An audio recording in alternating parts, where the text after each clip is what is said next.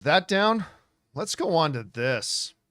You know, with the insane success of The Penguin on HBO Max, that just was far exceeded any hope or dream we had of how good that could be. Mm-hmm. And it's going to get nominated for all the awards and all that kind of stuff. It's fabulous. A lot of people were wondering, well, what's going to be next for this? I mean, we know in the DCU proper, we got Creature Commandos is out there right now. We got Superman coming. We got Brave and the Bold coming, all that kind of stuff. But what might be next for the Elseworlds stuff that James Gunn is putting together? We've got Matt Reeves's and Robert Pattinson's Batman. We've got this Penguin out there now. What else are they going to do? Well, now we know the next thing up. Clayface being done by Mike Flanagan, the guy behind The Fall of the House of Usher, which I really liked, Midnight Club, Midnight Mass, Haunting of Bly Manor, Dr. Sleep, Haunting of Hill House, Gerald's Game.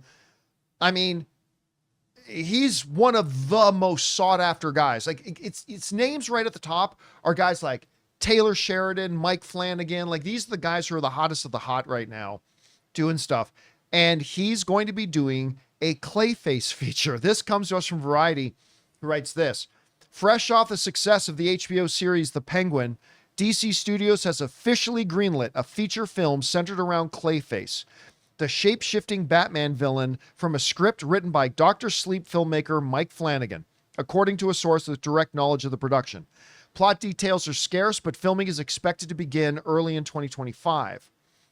Flanagan, who first pitched the DC Studios on a Clayface project in 2023, tweeted in 2021 that he was, quote-unquote, really keen to do a standalone Clayface movie as a horror thriller tragedy.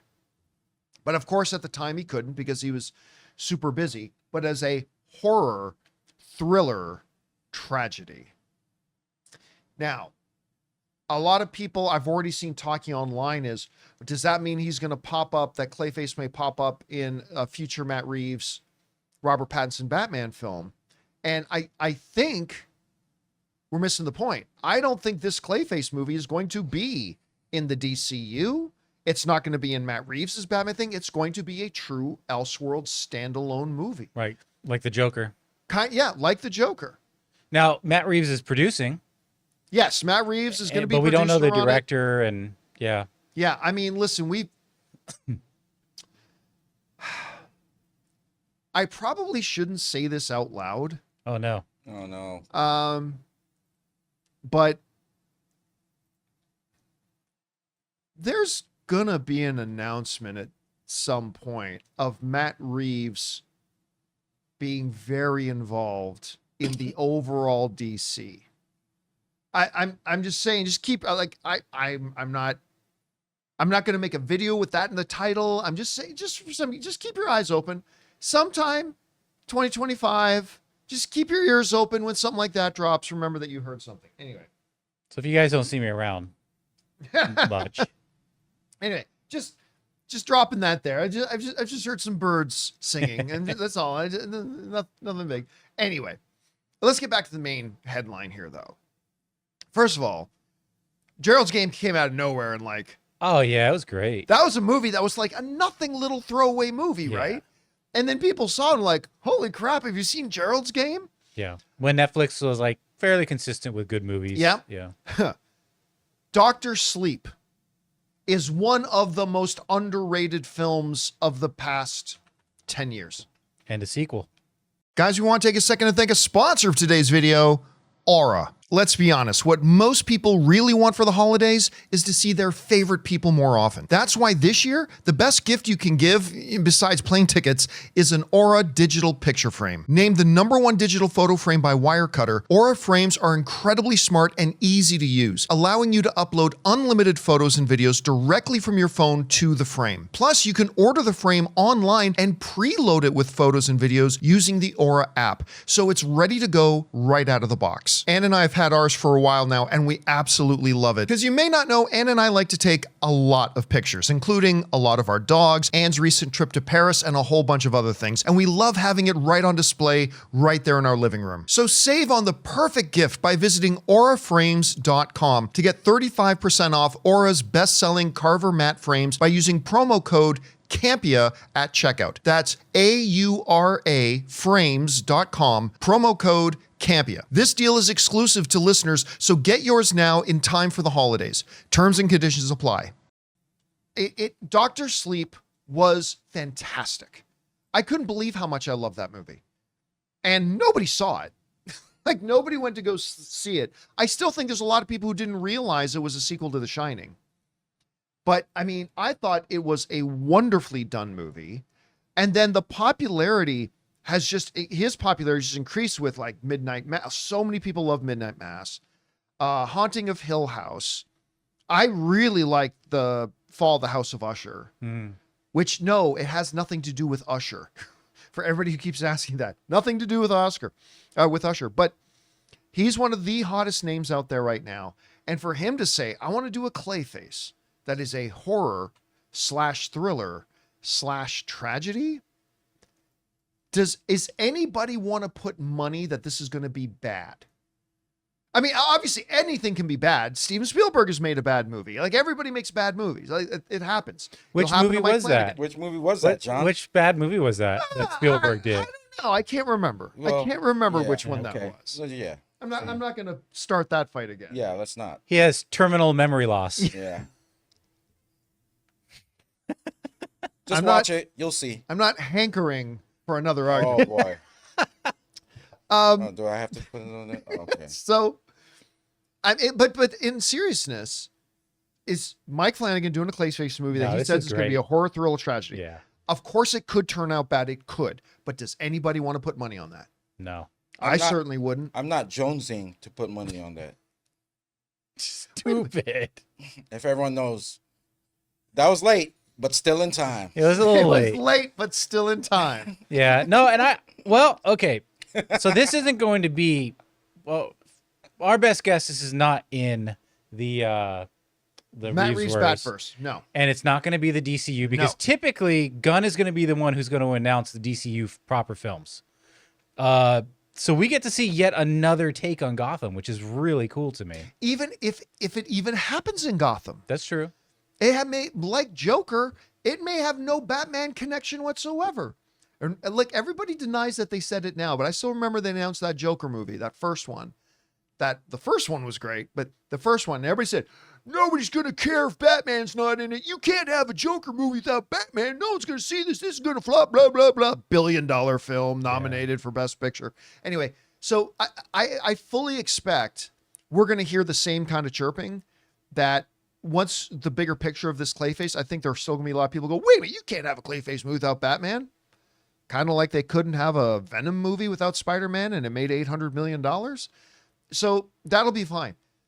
I think there's so much you can do here with this character. I think there's so much it could be done in the hands of a Mike Flanagan, especially if he's being told by James Gunn, dude, play in your sandbox. Whatever you want to do. You want to make it a horror? Go make it a horror. You want to make it a horror thriller? Go do it. Go do it. And we'll give you all the support. We'll get behind it. We'll make sure you have everything you need to do it. Go do it. Now, it doesn't say in this report that Flanagan will direct it. I hope he does. But if he doesn't, I'm sure he'll be a part of the process to help find a director for it. But either way, I think this sounds really exciting. And look, what James Gunn is putting together over at DC, for those of you who've watched me for a long time, like back to the AMC days, this is the kind of thing I've been wanting DC and Marvel to do. I've wanted both of these major studios so badly to get out of being everything is in the shared cinematic universe bullshit, because you are so limiting yourself creatively about the stories you can tell if everything has to be connected and everything has to be in canon. Then you are limiting so many stories. You can't tell that story because it would contradict this. Oh, you can't do that in that movie because it would contradict what we've already done in canon. You know what? I've been wanting Marvel and DC to really put together a robust film and television slate that has a solid cinematic universe, yes, but then also do what the comics themselves have done for generations. Tell one-off stories, tell separate stories, whether you want to call them What If or Elseworlds or whatever else. Just give us great stories. There's so many great stories in comic books that maybe you go, well, we can't do that because it doesn't fit in our cinematic universe. Who cares? Tell it anyway and say it's a separate thing. And James Gunn finally seems to be really doing it with not just Matt Reeves's little pocket of the universe, but also now other standoff one-shot things.